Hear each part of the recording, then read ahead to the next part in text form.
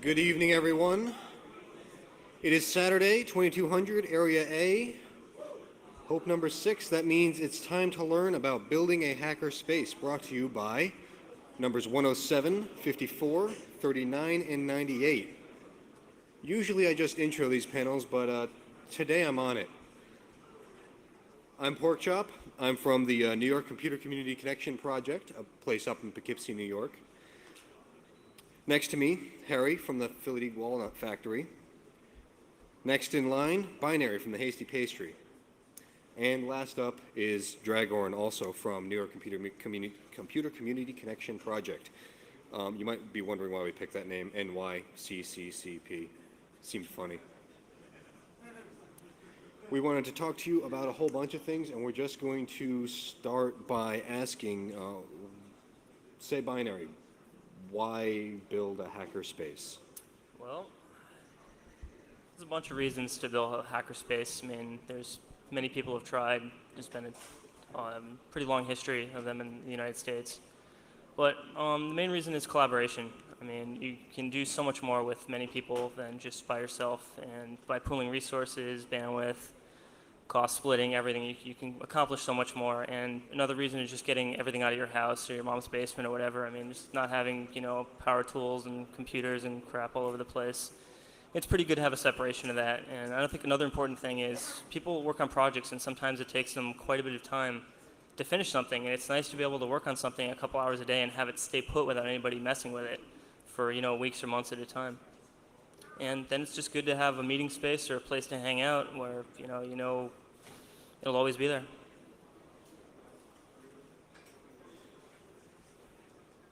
How did you find all the people that were interested in creating this kind of a place? I mean, of course, there's a lot of geeks in the room, but how do you find the people in your city? How big does your city have to be in order to find that kind of a group? I mean, were you able to do it in Philly that well? I mean... Well, Philly's a fairly large city, and there was a small group of people that kind of banded together.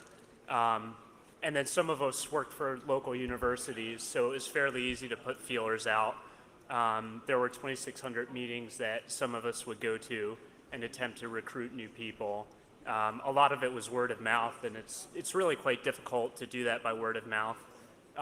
Some of the things that we've toyed around with doing are having like demonstrations or talks, or like some sort of community involvement to actually give new people a reason to come in and take a look at the space and see the sort of things that we have to offer. Now, I guess out of all the groups up here, Poughkeepsie is probably the smallest city. We found people just because they were our friends, right? They're centered around college. Yeah, we primarily found people in Poughkeepsie via the colleges the college that we work for, and via friends at IBM and places like that. Poughkeepsie is very different than New York City or Boston or Philadelphia. We're sort of small. Is there anything that people should be looking for in potential space members? Is people with big money bags important? Is people with ingenuity? I think it kind of goes along two separate lines. So you definitely need people who are stable, people who can contribute money on a regular basis. But a lot of those people are also very tied up in their jobs. They're working 12, 15 hours a day. They might have families, so they can't really always contribute in terms of time. So if you can get younger people who have more time than they do money and make, a good balance between the two, you wind up with a pretty nice space. Yeah, I mean, people are definitely the most important thing. And I think, again, the purpose of why we're doing this talk right now is just to share our experiences and failures and successes in hopefully getting other people to create, work in hack spaces around the country. But most people think that economics is the main driving factor, and while that's important, I'm going to say that's the second most important factor in this space. The people, and selecting the right people, stable people, people that are dedicated to it, are the most important thing you can do. So to find those people, usually they find you. In Boston, we're pretty lucky enough where it's had a pretty long history, and I, kind of walked in on that, and I found them. They didn't find me, pretty much, because I saw what was going on with some of the different spaces, and I was involved in some different spaces in New Haven, Connecticut. And you get to know people and bring you on, or you rent the space, but you shouldn't just find someone that has money and say, hey, well, here's some keys and here's access to all our stuff and, the root password to all the machines and everything. It's really important to find stable people Yeah, it's important to find people you can trust because they're going to have the keys to get in next to your servers and all your tools and anything like that.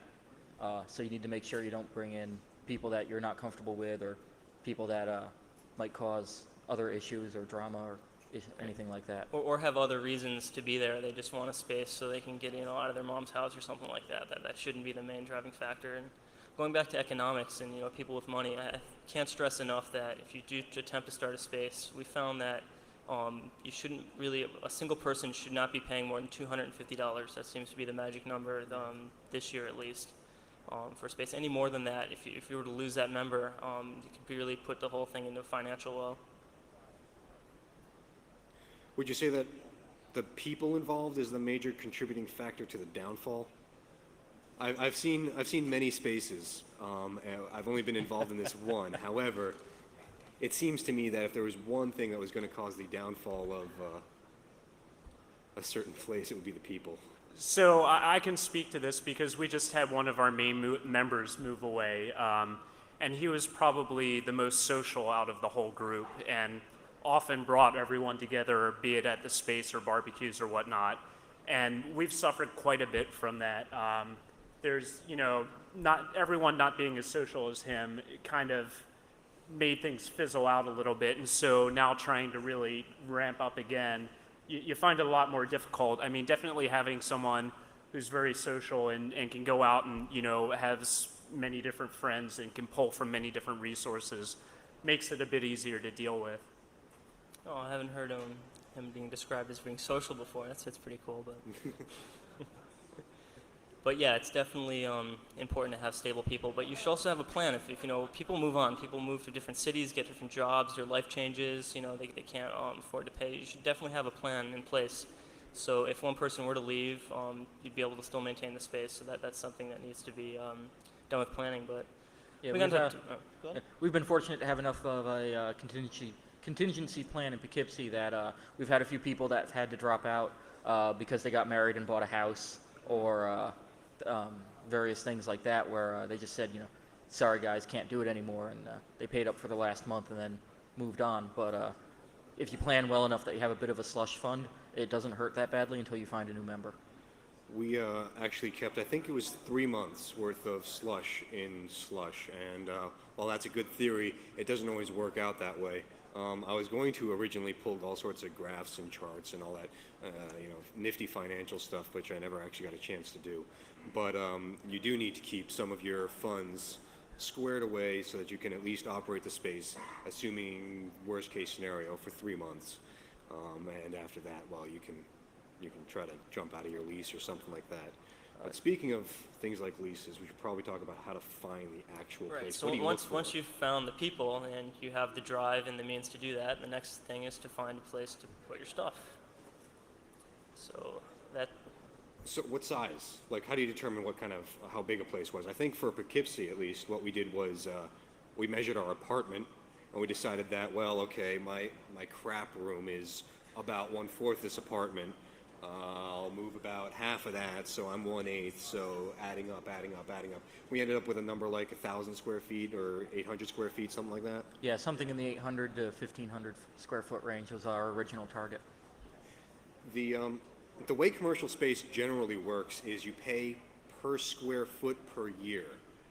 So a number that we were looking for, I seem to remember, was about $7, $7.50 or so, and that's $7.50 was a price that people advertised to say it's $7.50 per square foot per year. Per month. No, per year. If you do the math, Okay. it's, it works out about, if it's 700 square feet and whatever. Trust me, it works out. It didn't sound right either to me, but in addition to that, you have any sort of shared space you have with other tenants in the building. In our case, we have, our bathrooms and other assorted facilities, which are shared, so we pay an extra couple beans for that, and then on top of that, there's more costs like utilities. We'll get to that in a second. But we were talking about size of the space. What else is important about the space? Should we find I walls? think that the next important thing, obviously besides rent, I mean that's a huge thing, is distance. You shouldn't expect people to go that far. I mean, when I was living in New Haven, I was renting space in Hartford, Connecticut, and that was like a 45-minute drive for me. And I was like, oh, sure, I'll be able to do this. And I think I'd go there once a week, if that. So you should find a place that is central to everybody and no one has to travel too far to get there. I think that's pretty big. And then I think the physical location and the obscurity of it. You don't want to have a place with a glass storefront or something like that. You want to have a place that's pretty obscure. No one's going to really know what's going on. You don't want to advertise, hey, we have a whole bunch of gear in here and there's a couple deadbolts or something like that. Also checking out the building, the integrity of it. You don't want a place that's falling down or has water damage, a leaking roof or stuff like that. And especially the integrity of the electrical system. If you're going to have a lot of computers running there, you want something with fairly decent electrical service. One thing I remember in Poughkeepsie was when we moved in, there was a certain part of the ceiling which had been replaced, so there was new sheetrock up there, which just looked different from the rest, and we didn't think anything of it until the big snow. And then that froze in it's a flat roof, so you have a drain that drains basically out to the normal drainage system. And so water in there froze, pushed out the service cap, and then once the water melted, including all the water on the roof, it came out the service cap, and about a half a foot away from our primary rack, we had one rack at that time, so about a half foot away from rack one was a giant puddle, and it was growing. And that was not good. So you do want to be careful about, even though you can't see it, these are some telltale signs that might indicate a problem. The other thing to consider is what form of heating the building has and what form of cooling the building has. The first place we looked at in Poughkeepsie was a really, really neat old IBM building. So it was all industrial with big girders and huge power buses and everything. Until we discovered that it's stone walls, small windows, and no central heating system at all. The only way to heat it would have been electric baseboard heaters running off our power bill. I think I calculated that out as like $3,000 per month in just electricity to operate enough heaters to keep that place heated. I don't remember how I calculated that out, but No, we have spent a lot of time radiator online. heat for ours, and we have the same sort of thing, like it's all bricks, and radiator heat works really well. But trying to cool it down because we have 15-foot ceilings and wall units sometimes just don't cut it. We have one 12,000 BTU air conditioner, and while that really kind of cools it down a little bit, it doesn't come close to really providing the coolness that you need from 2 racks of servers running. Thankfully for us, our electricity bill doesn't seem to go up no matter how much more we add onto ours. We've got an old factory where there were a lot of seamstresses, so there were heavy-duty equipment running all the time. There's like a series of 200 amp breakers down in the basement, so we add to it all the time, and it seems to work out well. But if you're not lucky enough to have that, then electricity costs for cooling can really cripple you. Yeah, and we know all about that in Cambridge, Massachusetts. That's one of our toughest issues is paying the electric bill. So sometimes it definitely is more than our bandwidth costs. Our heat, which we sort of realized this going in, but then we found out exactly the impact of how much it would be. We have 2 electric heaters, and then we kind of rely on all the machines we run to heat the rest of it. But cooling in the summer is very difficult. For a while, we're using these little portable AC units, and I would recommend to stay away from those because they're really not designed to have the exhaust or the outtake or whatever extended at all. So after going through about 3 of those, we contacted a professional HVAC guy who's pretty cool, and he, if you find the right kind of person, they can sell you used gear really cheap. So we ended up getting a 30,000 BTU unit, and that took care of most of the cooling needs in the summer, and it cost about as much as a portable unit. It's just a matter of finding the right person. But definitely, if you're looking into that, try to calculate out what your utility bills for heating, water, bandwidth will be before you jump into it and sign a commitment on a lease. For big data centers, I think the largest cost item is actually electricity. It's not bandwidth. Yeah, that's true, and and it's that's even getting true worse here, because too. of all these rack mount servers. People don't realize the density of it gets smaller, but the amount of heat they throw is amazing. Yeah. In Poughkeepsie now we have gas heat in the winter, which we rarely turn on at this point because we just heat the system or the room with all the computers. And then during the summer we have a 18,000 BTU wall unit and then 2 12,000 BTU standalone units just for the server room, and it barely keeps up. It should be said too that it seems like from talking with a lot of people, those mobile units actually seem to provide a lot less than they're rated for. Yeah, they suck. Yeah, so if you're buying a 12,000 BTU mobile unit, expect it to put out a lot less than 12,000 BTUs. They're also twice as expensive. Yeah, they are. I mean, they just don't really seem worthwhile. If you can get a place with windows large enough to accommodate some of the larger wall unit air conditionings, they're far better in terms of efficiency. We had to go with the standalone units because our server room has no windows. So we vent them directly into the attic. The attic, fortunately, is pretty much open to air. It's sort of an old warehousey type building. So we're talking about cooling and electric. Our lease basically says that we are subletting electricity from the guys we rent from. So we pay a static $200 a month no matter how much we use, pretty much. So lucky. Yeah, Now, how does that compare to you guys? that seems to be the case for us. That's the I case mean, for you? Yeah, like I said, there's a lot of power coming in, and we plug in things all the time, and nobody ever seems to notice. And they at never. DHP? So is the power bill in your name, or is it in the lease, the place you're leasing from? I believe it's in the owner's name. I'd have to double check on that, but I'm fairly certain that that's the case. Yeah, no, in Cambridge again, you actually get fairly sore ass after paying the power bill every few months. But if you're in a big metropolitan area, I would look at, factory space that's included in the lease. But I won't say too much on this, but look at the different options that your electric company provides and try to figure out a way to swing the lowest one by certain means, even if you're in a commercially zoned space. There are two major ways of metering power, as I understand it. There's the how much power you're using There's demand. for the entire month, and then there's how much power you're using at any given moment for the entire month. And there's a slight difference there. Are you guys on still the kilowatt hour, or? Yeah, we have Enstar in Boston, and they have two different plans. Yeah, they have a residential demand plan. The demand plan set up for more that like people that use industrial machinery and stuff like that has a huge inrush current, like when an AC motor kicks on. But yeah, Our building that we're in Poughkeepsie is metered off of that. It's an old bowling alley, and it's currently full of a cement company. So they get metered by peak usage, which means they basically don't notice that we're there using their power. If you go to try to figure out what your power bill is going to be, you should probably come up with a number and then at least double it. We looked at all of our equipment, and not counting the air conditioner on the 240 volt line that we can't measure, we guesstimate we're running something in the vicinity of 5,000 kilowatt hours per month, which would It's a lot of power. would be a significant bill. I don't want to even calculate that. We got this little handy dandy meter called a kilowatt, KILL-A-WATT. I think ThinkGeek sells them now. ThinkGeek started selling them now, yeah. Yeah, you can also use a multimeter with an amp probe that might be a little cheaper. Yes, but only if you separate out the legs. Right.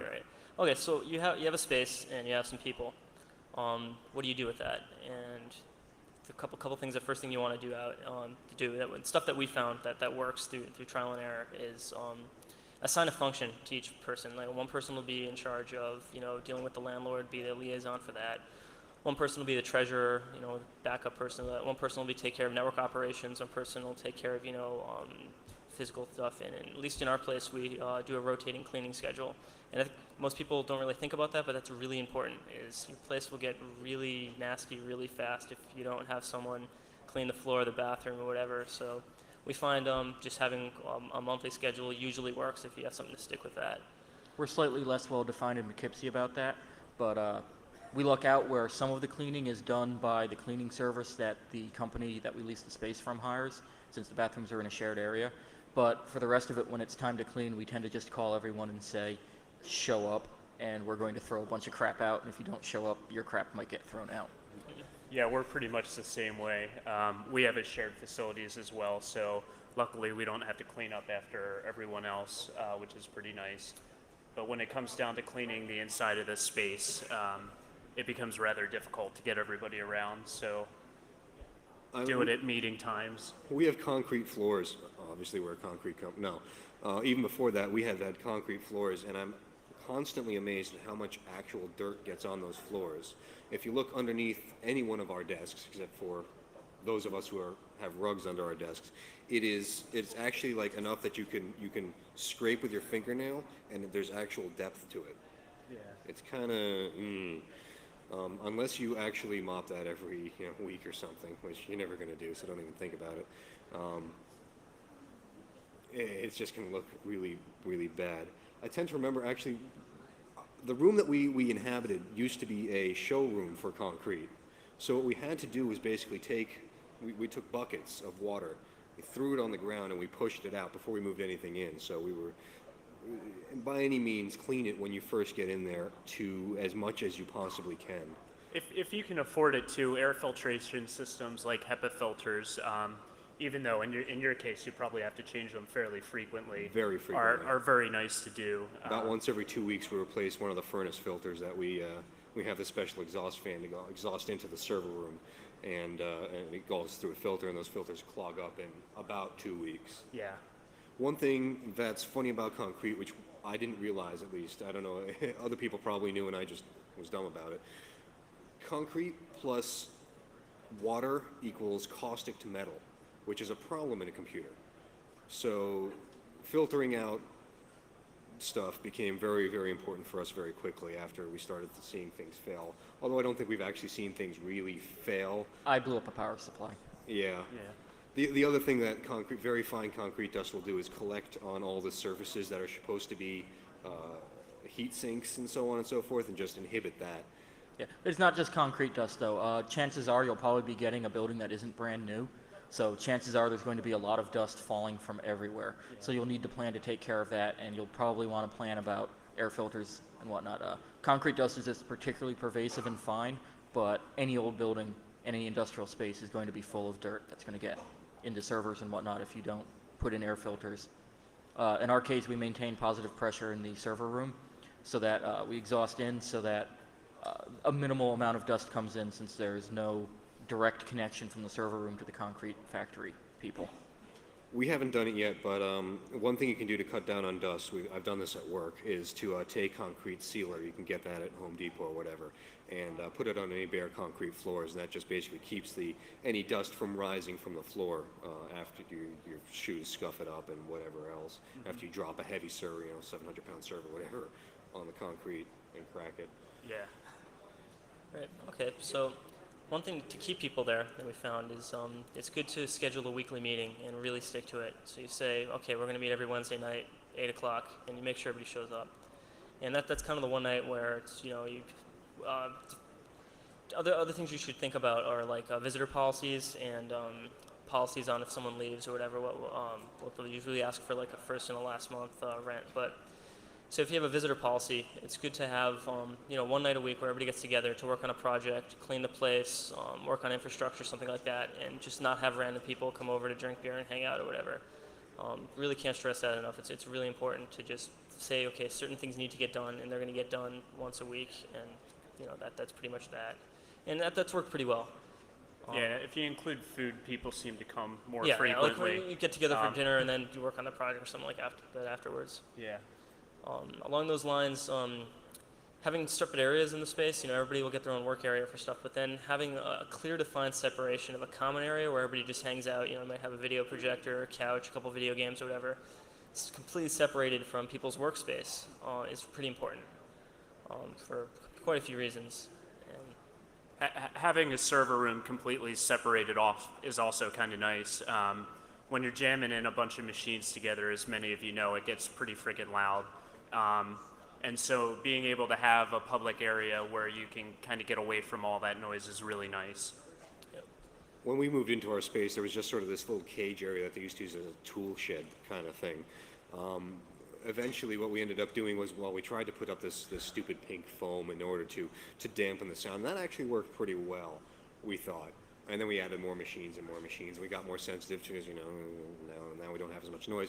So we started putting up sheetrock, and that was great. And then we put more insulation in there, like actual, was it R15 insulation or whatever. Fiberglass insulation. Fiberglass insulation. Another layer of sheetrock, and then that's what we got now, and that's pretty decent. It's still a little loud some places. Of course, you got to remember to vent all that. So Right. So one thing we didn't talk about, we should touch on is bandwidth. I mean, that's pretty important. One of the workspaces I was involved in Boston, we rented a place and we found out we couldn't get DSL to it or anything to it for that matter.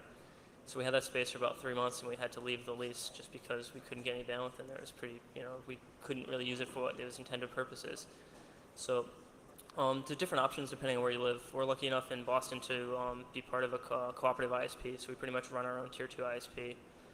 And to help offset the cost, I think all the workspaces do this is just offer like web hosting or colo services pretty cheap, and have people that you trust maintain their own machines, and you just put it up on your NetBlock for them, and that's good income to help offset the bandwidth. So most of the time you're going to want to go with a commercial DSL service, especially if you have people paying you just so you get a good SLA. Don't try to do something with a cable modem or cheap PPPoE DSL or something like that. Yeah, we looked at getting an official T1 in Poughkeepsie, and thanks to the lack of any tech companies for the most part except IBM in Poughkeepsie, a T1 would have cost about $900 a month. that's a big expense. That's more than rent. Yeah, so what we ended up getting was a commercial DSL line as well, and we lucked out because there's a non-Verizon, non-phone company DSL company in Poughkeepsie, so we're one of their largest commercial customers, so they tend to like us, which is really beneficial if you have any problems with your lines. There was a guy who was supposed to actually present at this conference. He couldn't make it. Who did a lot of scanning and a lot of things that most ISPs would have just sort of put the kibosh on. They called us up first and said, well, what's happening with this guy? He seems to be doing this, he seems to be doing that.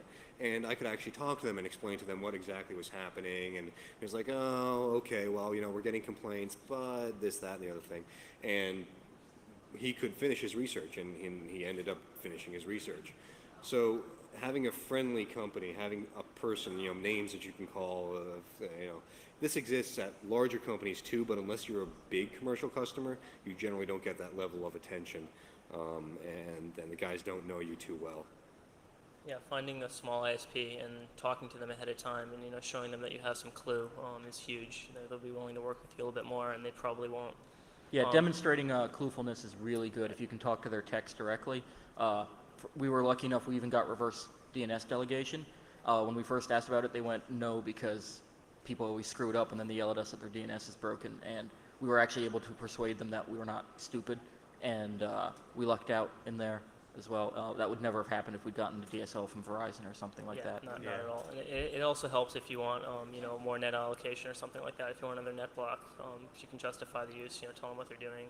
We got a half a Class C for ourselves. I guess you own your own Class C. Sure, yeah. Sort of. We take half a Class C from our ISP. I remember when they come to install it for commercial customers, and there's really nothing you can do to prevent them from coming to install it. So they sent along this guy who just happened to be living in the direction that we were on his way home. And he was a dork. He was a Unix admin for the company, and they were small enough that the Unix admin also did installs every once in a while. So he came out, and he saw what we were doing, and he was thrilled. I mean, how often would you ever imagine to have a ragtag group of people in this concrete factory nerding it up with all sorts of computers? So he was amazed, and turns out that he's the actual guy who does the reverse delegations. So gave him a call up, and he helped us out, and he's helped us out with a couple of problems since. One of the clueful people. Is there anything else you want to say about bandwidth? How much bandwidth do you actually keep? How much do you need, and how do you determine? We're currently how much running you need? 2 T1s, and we're pretty well utilizing them. But again, that's we're in a unique situation where we can get pretty cheap T1s because we terminate them ourselves in a data center as part of. If anyone looks into it, kind of touched on that. If anybody was here 2 years ago, the Cambridge Bandwidth Consortium.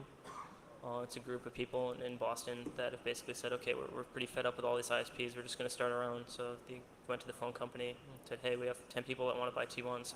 If we buy 10 at once, how much will it cost? We were able to get them about like $5, $10 over cost, and then pay our own termination fees.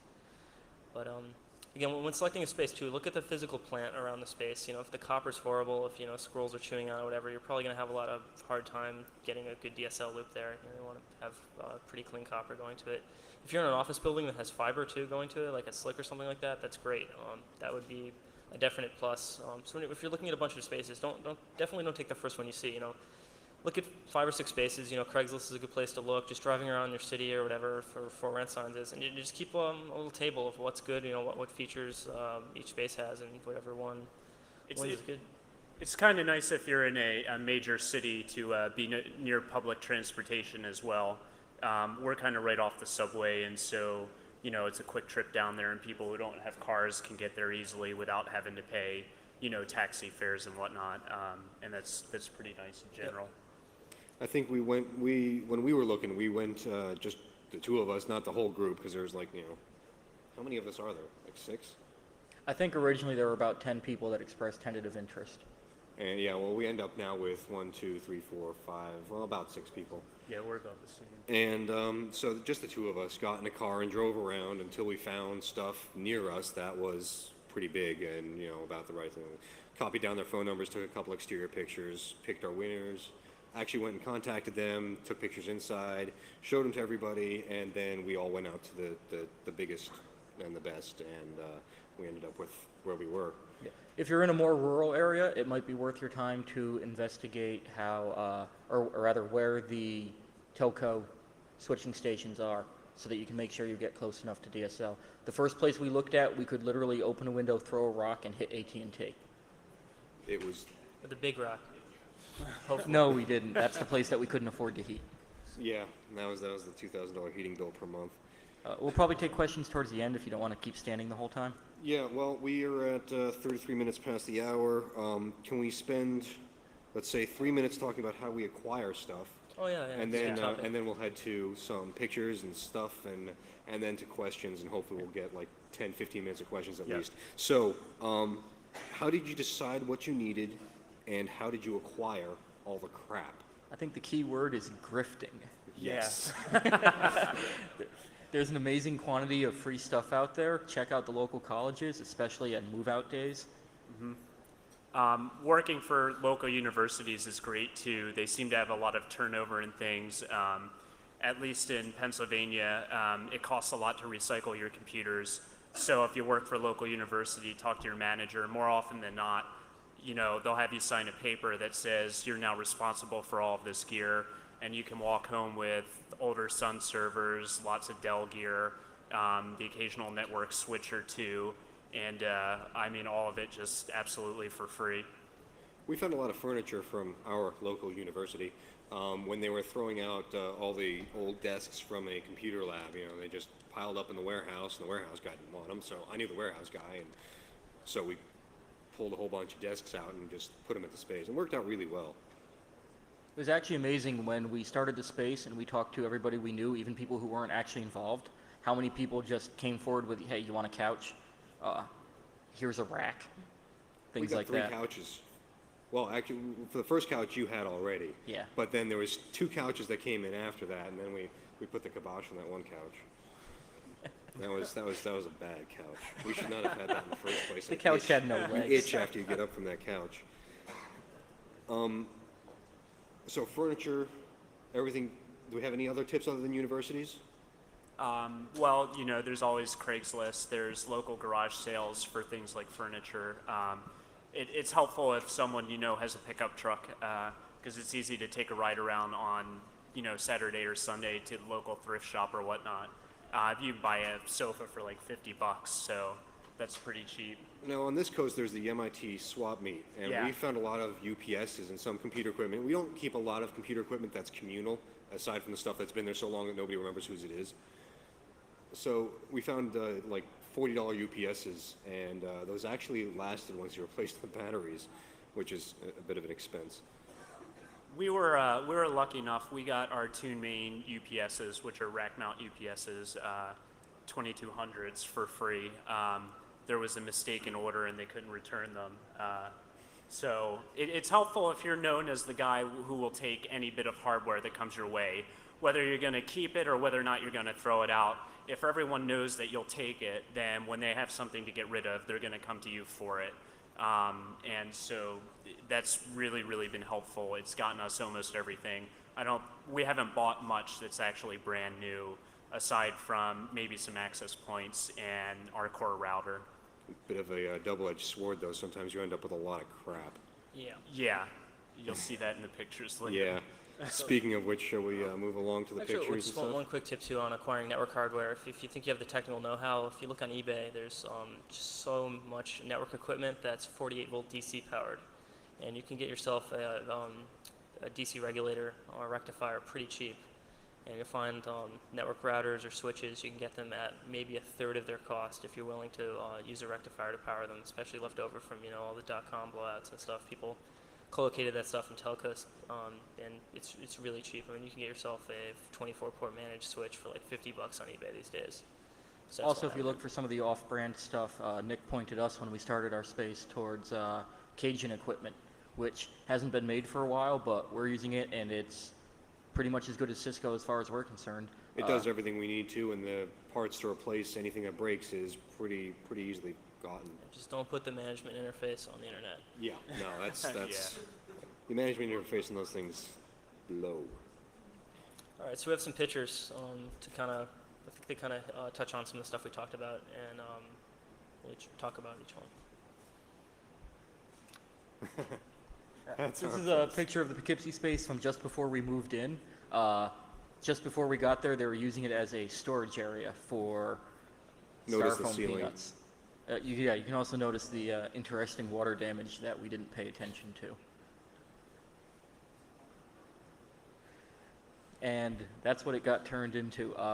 As Binary pointed out, you need to try to create a bit of a division between where you hang out and where you work. So from that perspective, all the desks and the servers and whatnot are behind us, or behind the camera. So we keep where people are just hanging around chatting, probably a good 20 feet away from where people are trying to work, which cuts down on some of the noise and overflow like that. And that's just an example of cheap ways to mount racks. Go get a 4x4 and cut it in half, or get Home Depot to cut it in half for you. I think we paid about $30 for the rack mounts and nothing for the racks. So Yeah, this is great if you can't drill into the floor and you want to use a relay rack instead of a 4-post. You really do have to secure those to the floor because we're using, these are big ass servers, and these are 2-post telecom racks. The racks will handle it. The racks are strong enough to do that, but you do need to get them onto the floor really well. And even in this case, you can sort of push it and it wobbles a bit. So if you're in an earthquake zone, maybe not a great idea now I think about it, but there you go. yeah, the feet there are 4 feet long to give an idea of how much balance you actually need on them. Also, just a general note, you probably should ground your racks. A lot of people Yeah. don't do that, but before we had grounded racks, and when I was inserting the grounding into the racks, I did notice that there was a difference. For some reason, that just made me think of. Now I forgot what I was thinking of. Wow, I'm really tired. You Thanks. see, right, and just since I was talking about grounding a second ago, you see there's 2 lines coming in from the right there, and they're going down to a black thing, and that's actually our ground. We've got that big giant loop of black cable up top going all the way back to a ground stake. That's a real hard ground that we paid an extra like $200 for. Yeah, you should make sure from the people you lease from what their policies are on running more power. In our case, they knew an electrician that would work on the side, so we were able to save a little bit of money there, and they were pretty flexible about running heavy conduit cable through their ceilings and whatnot, and drilling holes in the walls. But if you don't have a place that's that flexible, you need to make sure you have enough power there already, since you may not be able to add more. We've got 3 30-amp circuits, or 3 20-amp circuits. 1, 2, 3, 4 3 20-amp circuits and 2 30-amp circuits. Yeah, all in just for the servers, not counting people's desks and the air conditioner for the main room. This picture here is the 2 12. Oh, you just passed it. Almost. Those are the 2 air conditioners. The 12,000 BTU or 1 ton. 12,000 BTU is 1 ton. So that's 2 tons of air conditioning theoretically, ass to ass there. One thing we should note, there are little clear plastic tubes that are heading down. Those are the condensate tubes. They emptied into a bucket, and the bucket was on a scale, and the scale was attached to an email address, which paged us whenever whenever the bucket was getting full.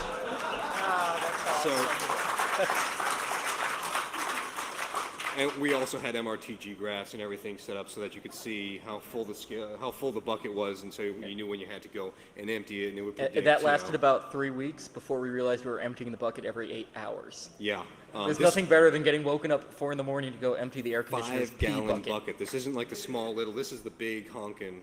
Anyway, humid times sometimes, and might I remember, humid plus concrete equals meh. Yeah. I think that's all we have to say about that picture. Let's move along. So this is the Walnut Factory in Philly. And some of the things that we tried to do were build utilitarian desks that could be used for electronics work, for setting up laptops or desktops, and being able to have a fairly open area where people could just plug in, and there were some spaces that one could claim as their own, but the rest of the space was pretty much open, first come, first serve.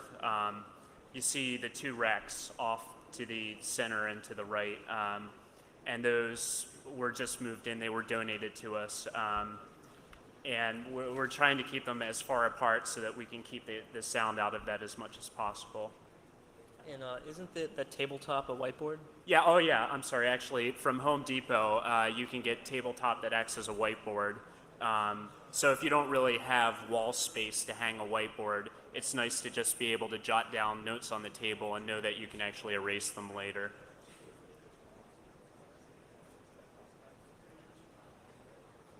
So this picture was thrown in simply because if you look at the door, you may see something that looks familiar to you, and it's probably something that every good hackerspace should have. That's a picture of Captain Crunch that states that he's watching you poop. We had shared bathrooms, so we couldn't really keep it in there because it tended to freak a lot of people out, but it's kind of fun to have nonetheless. But also the good use of storage space, metal racks that, probably a lot of companies throw those out now for, newer racks. So this is an example of how easily junk can actually acquire. We don't tend to throw out a whole lot without a whole bunch of pushing. So we recently went through a major clean and sweep, and everything in this picture pretty much will wind up being thrown out. In Pennsylvania, you can either drive to the ghetto and drop it off on some street corner, or you actually have to pay to have it recycled. So it's something to think about as you're gathering gear, because it's like $20 per computer to have it recycled. Make sure you have a ghetto nearby. Or that you're already in the ghetto. Sure. All right, this is just a quick picture showing at the Hasty Pastry in Boston, our division of common area and workspace area. We actually have a separate door. It's a steel door. So we have 2 levels of security, so you can people can hang out, in the front room without disturbing anything that's going on in the back. And the little guy up here, if you want to ask freak out sometimes, named Kalchuk. And this is what our final solution for our air conditioning, our server area was. Like I said, we called around and we found a HVAC guy who was totally willing to work on the side. And he sold us this commercial AC unit that was pulled out of an office building that I was working in. And there's a large condenser unit outside that came from like Harvard University or something like that. And he sold it to us very, very cheap. And if you've ever seen the movie Brazil, he reminded me a lot of Harry Tuttle, especially with this, whatever the hell this thing's called over here. But I don't know. It works pretty well, and it's actually because it's so large, it's much more efficient. The compressor doesn't need to run nearly as much as when we're using portable units, which actually has helped our electric bill. And this is a rare picture of Minus enjoying the view. This is one of the first spaces I was involved in New Haven, Connecticut.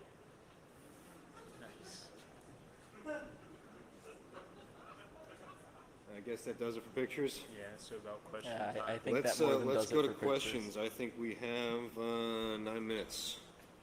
Line up at the mics and ask your question. First victim.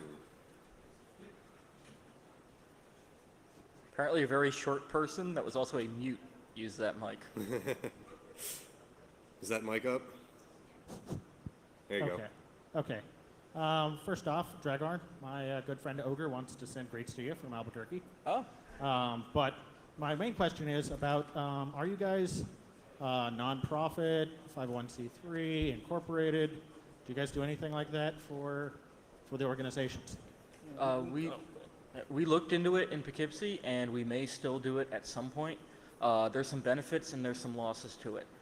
It's a lot of paperwork. You have to have regular board meetings. You have to have state admission plans, and there's some restrictions about what happens to the equipment you acquire as a corporate entity when you then dissolve. Namely, if I recall, you have to hand it off to other nonprofit entities. So if you were trying to use 501c3. 501c3 state, or if you're trying to use nonprofit status to be able to get equipment tax-free and other things like that, then you can't take it with you if you break up. It also costs $500 for the application to become 501c3. Yeah, and when we were starting out, that was $500 we definitely didn't have. On the upside, your nonprofit, so donations to you can be written off. So theoretically, you could try to get someone to donate space to you as a tax write-off. I don't know that that's ever worked, but you could certainly try. You might be able to get network bandwidth donated or things like that. Liability works differently. You can get insurance a lot easier. There are benefits there as well. Yeah, it's something you could look into, but you should definitely do a lot of reading on it because there's a lot of subtleties to it. Right, and in Boston, we formed a partnership which gives us a federal tax ID, and we just file an LLC. Probably be the optimal way to go, but there's many reasons that you want to sort of have an entity, insurance being one of them. In Philly, we're kind of a mix of both. So as a group, we're kind of loosely knit, and we don't have any government sort of sponsored status, but all of our networking and everything else is currently under an LLC. And we do that primarily because it gives us better rates. We're able to get things wholesale that way if we need to, and we just have our offices there as well. Try to get through a few more questions. Yeah, we've got a bit of a line and not much time. Go ahead. Anyway, it's about the bandwidth situation you have, and I keep hearing T1 and whatnot, and of course we have newer systems and whatnot. I have FiOS at my house. I have 10 down, 2 up for $39 a month, and you probably want to kill me when I hear $900 a month for T1. Has anything finally hit because you're what, in commercial areas that it takes You read your service agreement, and then ask the question again. I'm unlocked. I can do any port. Doesn't matter. Okay. I've been Yeah, but whether or not you have the uptime service agreement agreements and your is- SLAs. Yeah. But it's basically on your, whether you're non-for-profit or whatever, is that what's dictating the situation to you? If It's you're actually kind offsetting of a your complex costs- question to answer, but there's different tiers and different service levels and different places you peer to the internet, and FiOS is a completely different animal. Well, than it's a commercial residential T1. and for things. But what, I mean, has anything come along recently that prices have dropped because of newer technologies available to the consumer, or? Well, a lot of that has to do with how fast it gets fixed when it breaks, Yeah. and that's the main So issue. you're right worrying there. about But, uptime I don't think- guarantee? Well, especially if you're offsetting your bandwidth by charging other people services, you can't really do it with a residential plan. You need something that you're going to be able to get on the phone and speak to someone about when your link's going to be back up, and know that there's troubleshooting in place. With FiOS or cable or regular DSL, you're simply not going to get that, and you're always going to have flutter. It's just not worth it. So it's Like, basically about uptime. yeah. It's the uptime, it's the availability. If something happens to our line, this phone will ring within 5 minutes, and I know that. And if it doesn't, then there's significant fiscal penalties to the ISP. So We've actually been called by the ISP when we were reorganizing our server room. We unplugged the DSL modem to move things around, and they called us and said, "Did something happen?" Right? How's that Yeah. for service? So we have really limited time. There's a bunch of people sitting up there. Yeah. I'd be glad to talk to you Thank about you. that No, I'll afterwards. talk to you after, but thank you. Just quickly, that also implies that you'd be using your link at the space to host servers. If you're just using it as a work area and you're going to do your, if you have like a deal with a colo facility and you're doing all your hosting off-site, then it might be much easier for you to get a cable modem. But if you're looking to host servers yourself or sublet your bandwidth out, then you need to get something that lets you do that. 4 minutes. Next question. Also on the ISP note, if you're in a building that's more than 1 or 2 stories, look around for local wireless ISPs. They're frequently mom and pops. You might find a cool sysadmin. I don't know about the uptime on those. I wanted to ask, really, what do you do when somebody in your space does something really stupid and gets the whole place raided and it's sitting in a warehouse next to the FBI building in Virginia? What do you do? How do you insulate yourself legally when one member of the space does something really dumb? A baseball bat. Yes. Or a pillowcase full with oranges works very well too. Doesn't leave bruises. I guess that's why you really got to be careful about who you accept in and what sort of levels of access you give them. Our group is a trusted key group where we've known each other for a really long time, Yeah. and any guest access is fairly closely That goes for monitored. any kind of working organization too. I mean, the office you work in, what happens if the person that sits next to you does something like that? How are you liable? I mean, it would have to be something that would put everybody at risk. Yeah, I think in the office situation, they go and they take that person's machine, like from their desk or whatever. And arguably, they should be doing the exact same thing in these spaces Exactly. because it is an office situation. That's basically what you're creating. It doesn't look very professional because you're on a shoestring, but it still is an office situation. They still only should be taking, and if they take more than that, well then. Yeah, but they're all in the same rack, and hey, our warrant says any computers. I don't know. It's a situation we haven't had to address personally, And but hopefully we never will. Yeah. I'd like to know about what the ideal number of people you should get to share one space. Oh, that really depends on the number of people involved and how large a space you can get. We find, or at least in the spaces I've been involved in, we find 6 or 7 people is a good number.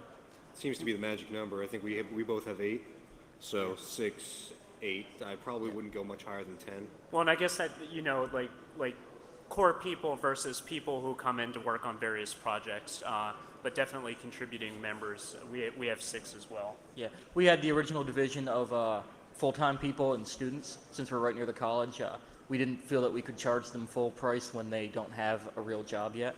But so we had a number of students that would come in and out, and then we had about 5 or 6 core people that would pay most of the bills and We, whatnot. we but, charged the students very little. We charged them $50 a month for basically all the same things except for they all shared one giant desk.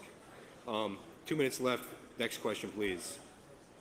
We were fortunate enough to have our space donated to us, but we have to. could you tip the mic down a little? Yeah. Sorry, I'm short. We were lucky enough to have our space donated to us, but we have to share with a law office. And in a situation where we've had to physically build walls from filing cabinets, we were wondering if you had any suggestions for how to maintain security between our office and the law office cheaply. I guess that depends on what level of security. I mean, if you can put up drywall, like there's obviously visible security, but that's not really going to keep people out. I don't know that I would necessarily want to share a space with a law office, but I mean, if you get it donated, that's pretty hard to turn down. In Poughkeepsie, we're fairly lucky that we're really friendly with the people that share the building with us. We're their ISP, among other things, and we do tech support for them when they need it. So they leave their office door unlocked all the time and don't think about it, and we've forgotten our inner door unlocked and we don't think about it, and that's they how we accept got our packages space. for us. I mean, you should definitely build up a good relationship with the people around you is what it comes down to. Yeah, if you could do drywall and put up like a cheap actual wall there, that's the best I can think Do of. something. We can talk to you more afterwards. Last question. Just get one more question in, and then we gotta head out. No question? Oh, okay. Very well. One last question. Actually, this is more of a comment. I'm the guy you referenced that did all the scanning project and everything. And Yeah, you're the guy That that is got us yelled at. Thanks. yeah, no problem, anytime. But I really wanted to just comment and thank you guys publicly for the support you gave me while I was doing that. Thanks to your relationships, it made it a pretty easy process for me. I know I caused you a lot more pain than I probably felt. But it really goes to show that this really works and can benefit a lot of people and really build a great support structure for any kind of research anyone wants to do. So thank you very much. One of the things that we should mention before we go is that all of us are always looking for new people. So if you're in Philadelphia or Boston or Poughkeepsie, maybe look us up, send us an email or something. Yeah, all right, thanks guys, and hopefully this was useful to you and you guys can start a community space somewhere. And, Thank you. Thanks.